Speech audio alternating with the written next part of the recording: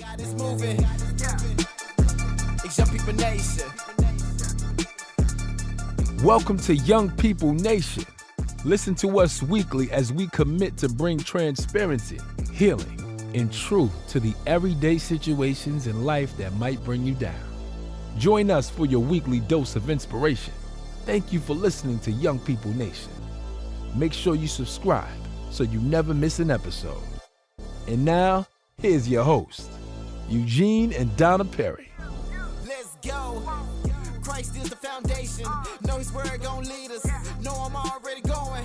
Taking steps I believe in. Giving guidance to the youth. Giving guidance to the lost. Giving the world to the project. Lead them back to the cross. Welcome back. And welcome back to Young People Nation. We're here with Mr. Chris Cockrum, and he joined us in our previous session on addictions. He has been in this field for over 40 years, and he is currently a director with Life Management Group here in Augusta, Georgia. Welcome back, Mr. Cockrum. Very glad to be back. Okay, and we're going to continue this journey on addictions. I do have this question for you. How would a counselor identify when a patient is going towards addictions? That's not always an easy one. I think it's easier for people that are more familiar with the person, co-workers, family members, intimate friends, because there's a change in one's behavior. There's a change in their conversations. They start doing things differently. Some telltale, showing up late at work, not showing up, disheveled. You go over to the house, it's no longer halfway reasonably clean. You know, those kinds of things. The other thing is their conversation begins to change. That's the thing I really tune into the most, is what am I hearing? Okay. You know, and when they're focused more on people, places, and things, or things outside of them as the reason for their maladies or discomfort, then I know they're looking for an outside solution. And recovery is an inside process. I have to clean house for me. Okay, if I'm waiting for somebody outside to fix me, it's probably not going to happen. So I have to want to get better. That's all I need. I just have to want to get better. I may not know how, but if I can just say, can you help me? And that's good right there, because I was reading Elton John, who had an addiction, and he said 3 words that changed his life: I need help. Yep. Wow. But before you come to that part, I remember in my lifetime, I know this individual, they would actually go buy a fifth, and just to open the cap up and just to smell it, just to simmer the smell was enough for them to motivate them to go farther. And they couldn't wait to get home with their friend that they were going to drink. It was like another person. Mm-hmm. And with this other person, nothing else matters. They would spend all the money. They will come home broke. They will lose the car.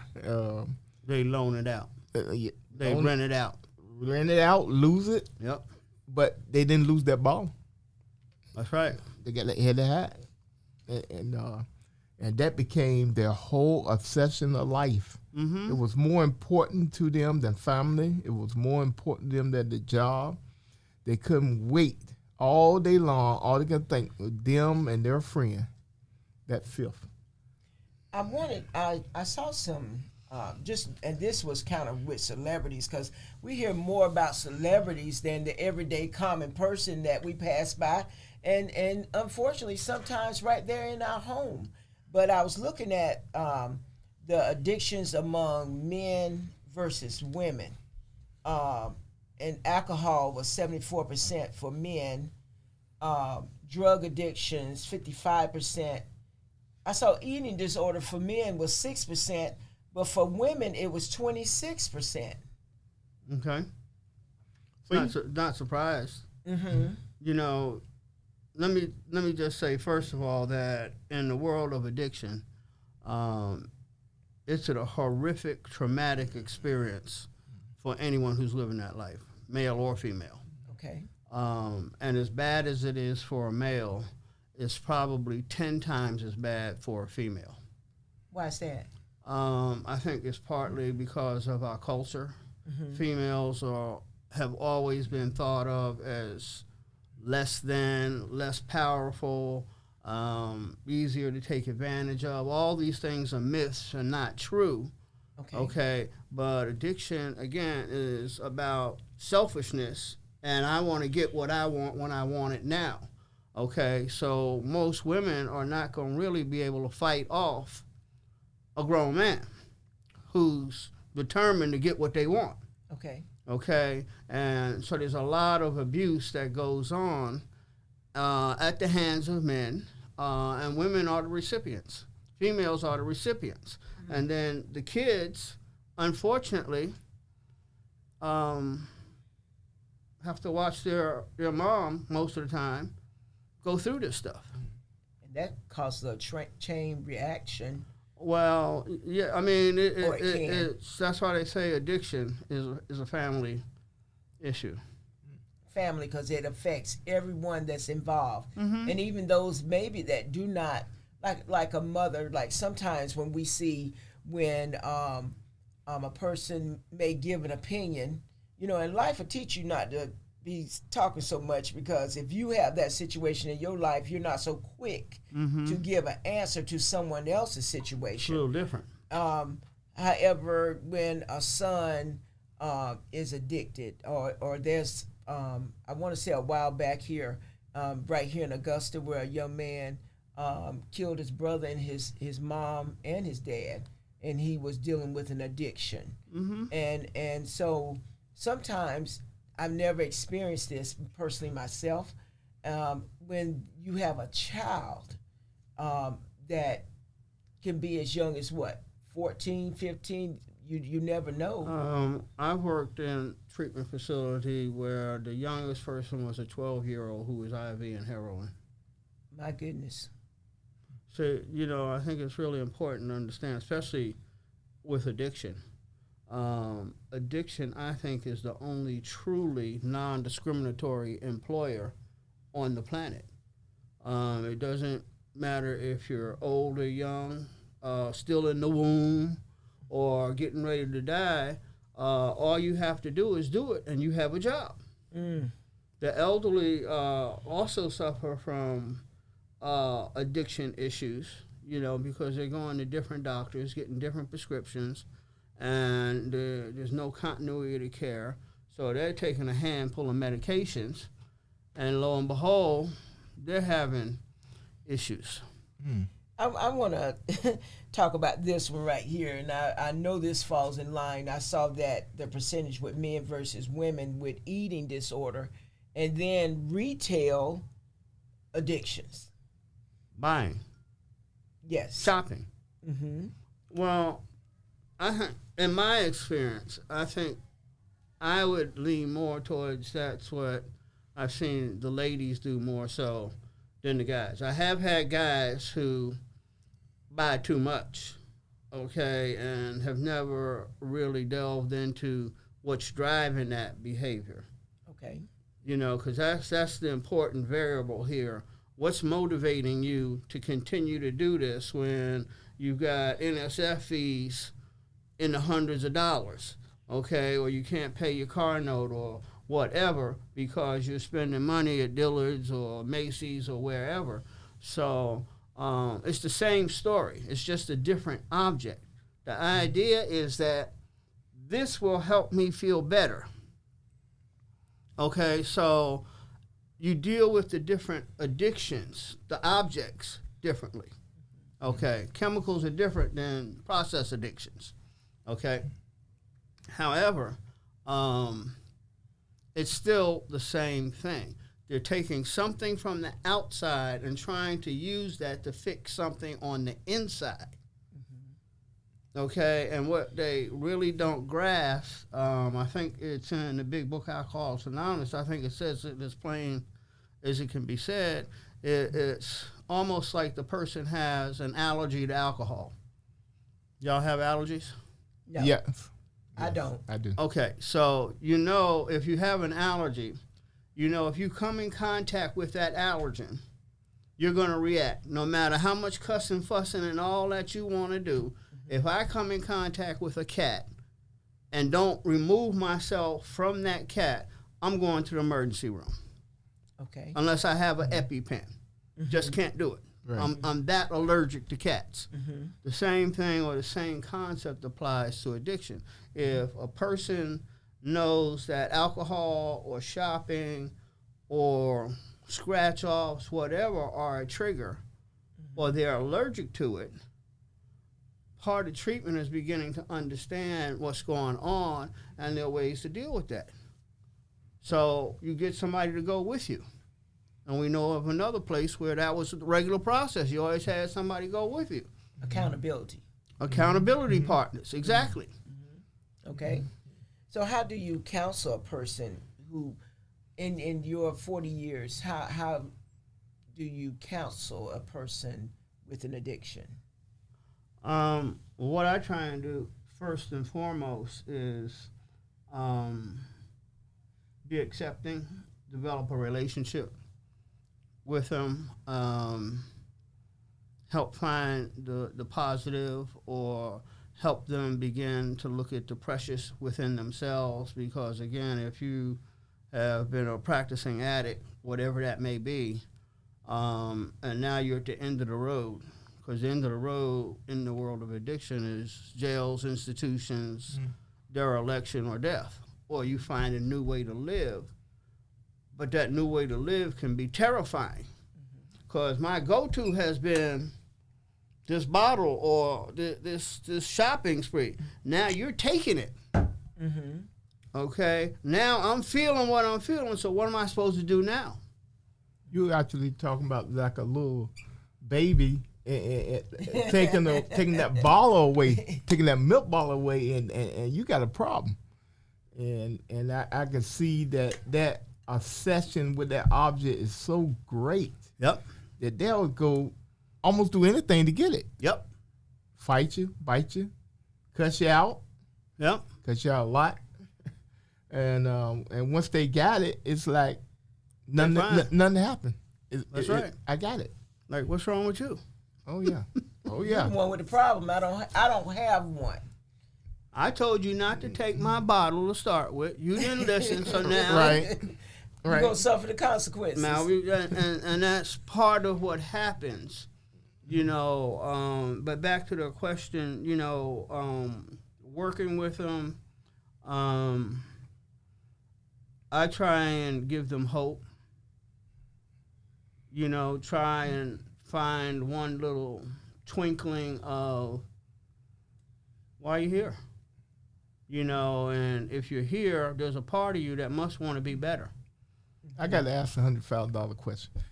In dealing with an addict like that, do they ever say, I can quit anytime? All the time. That's standard script. Wow. I can quit anytime I want to. That's the one. They could be living on the street, okay, haven't bathed in days, and on and on and on. You say, how you doing, Joe? I'm good.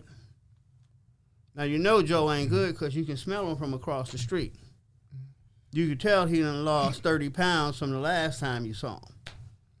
He hasn't come to that place of saying, I need help. Right. And unfortunately, it doesn't happen until people get to the end of the road and there's nothing left for them to do. So sometimes, as bad as maybe incarceration is, that may save their life. That may slow them down enough, okay, to begin to become open-minded. But if they're still, I've had guys like in Oregon, they would get parole, and they tell you, I'm going to be in the spoon by noon. because usually they get parole first thing in the morning, Right. and they get $25, and being a spoon by noon basically means they're going to find some dope, cook it in a spoon, shoot some dope, and back to it again. I actually seen and caught people because they couldn't get that fix or that substance they wanted. They would resort to huffing antifreeze or Substitutions. yes, they would actually take WD-1 and huff it, or smell gasoline, anything to get that high. For the audience, what is huffing? We got a lot of young people out here. You gonna go for it, or huffing is just you put whatever in like a paper bag and you sit there and huff it. Okay, like you have a respirator on your face, but the only problem is gas or whatever. I worked at a treatment center years ago. Night shift, came to work one evening. The whole unit smelled like gas. Wow. Okay. And nobody, well, the people who are on shift, they knew. But the people coming on was like, was it a problem? I said, oh, no, we just got an admission. And he was huffing gas. So, he just, that's really dangerous, huffing. But the idea of substitution, see, when I really understand that what's driving this is not wanting to deal with life on life's terms, okay? And I wind up walking away or walking around with a lot of distorted thinking, resentments, anger, sexual issues, fear, economic insecurity. I need power, I need prestige, all these kinds of things, and life doesn't just give that to you. And when I find out the truth that life just doesn't give that to you, then I don't want to deal with that reality. I want to change my thinking. I want to change my mood. I want to change what that is.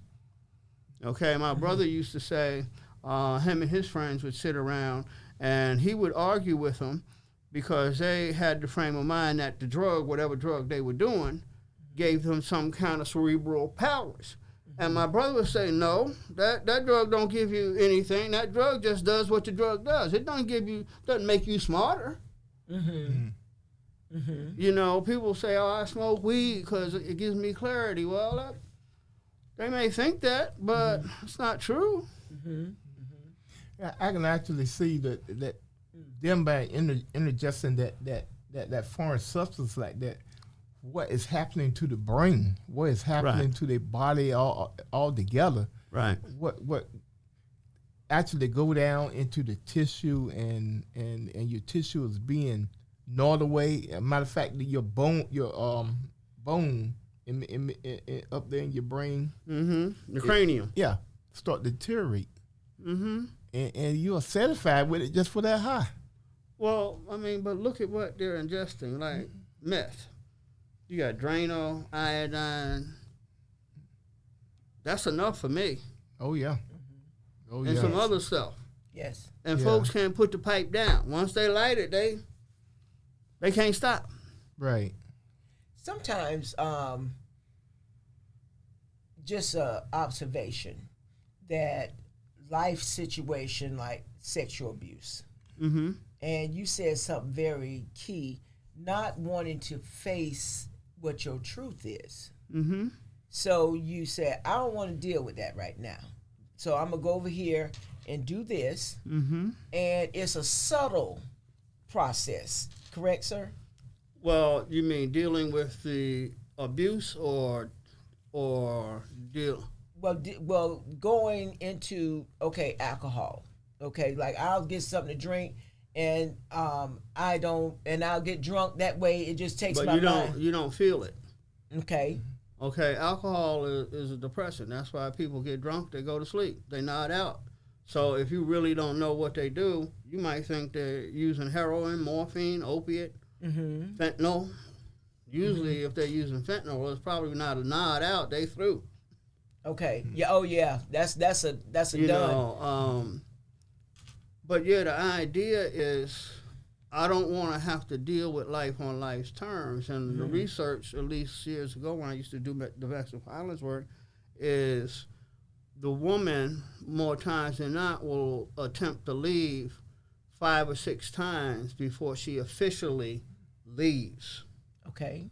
Okay. However, if I'm staying there and I'm being pummeled and kicked in the head and all that stuff, to maybe not have to feel it, okay, I drink a pint. Now I'm done. Okay, just like it always amazes me, sidebar, with Westerns. I don't care if they're out in the desert, Right. in the mountains, in town, or wherever. If somebody gets hurt, they go look in the saddlebag and they got a 5th of whiskey. Oh, yeah. Yeah, yeah. They may not have a lick of food, but they got a 5th of whiskey. Yeah. Perfectly preserved. Yep. Drink this, and then we'll fix you up. Oh, You're going to be okay. You're going to be okay. Yep. And so that's kind of the message. So kind of going back to the cigarette issue is that the younger I can get people involved, then the longer I'm going to have consistent income. How much are cigarettes now? What, 5? I don't know. I think it's about $20 a pack or something. No, I don't think they're 20. They're like $5, $6 a pack. Okay, so just think, if you have 10 kids who are regular smokers that smoke a pack a day,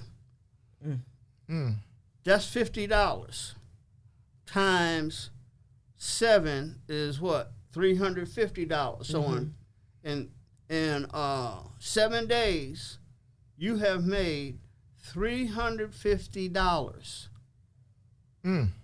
just from 10 kids buying a pack of cigarettes. Now, when you start to multiply that, okay, so just like the vaping, if I can get folks kind of hooked into that kind of lifestyle and doing them kind of things, I don't need to work. And if I make $100 million and get fined $1 million, that's not a bad deal. My goodness. What awareness to what's going on around us. The real truth. Well, we're at the end of our second session. If you didn't hear the first session, please go back and listen. We do have the National Suicide Prevention Line. We always like to give out this number because we never know who is listening. And so that number is 800-273-8255. Again, that number is 800-273-TALK, T-A-L-K. Also, there's a text crisis line. Text home to 741-741. Again, text home to 741-741. And there is also a social media site, feelingkindofblue.org. That is a great website. And so, again, thank you, Mr. Cochran, for your wisdom and just sharing your transparency and your experience. Any closing remarks from you? No. Addiction is such a huge topic. There's so many aspects and specialties within addiction. It's just amazing. I think one thing is important to remember. A lot of times people think the addict is the person that's unemployed and homeless on the street and all that, and that's really not so. The functional addict is the one who has a job because they have to protect that source of money, because the dope dealer is not going to give you any product because you're a nice guy. Wow. Okay. Well, this has been a Young People Nation. Till next time. Let's go. Christ is the foundation. Know his word gon' lead us. Know I'm already going. Taking steps I believe in. Giving guidance to the youth. Giving guidance to the lost. Give the world to the project. Lead them back to the cross. He the #1 prospect. He the top boss. I was broke, I was empty. He the one that paid the cost. Really thought that I was cool. There was nothing like the savior. Now it's time for the truth. The whole world been waiting. It's Young People Nation. It's Young People Nation. It's Young People Nation. It's Young People Nation. It's Young People Nation. It's Young People Nation. It's Young People Nation. The whole world been waiting. Whatever you going through, I know what he gonna do. Don't matter the circumstance, we going back to the root. Keep keep going. Let that seed keep growing. You need peace and we know it. Now it's time to live holy. Young People Nation, you know what time it is. Young People Nation, get ready, the time is here. Get ready, we vibing here. We about to let God in here. Young People Nation, it's Young People Nation. Yeah, do it for the heavens, you know where we going. Influenced by His love, you know we gotta show it. It's time to put the youth onto what God is doing. Cause I can tell you now, right now, that God is moving. It's Young People Nation.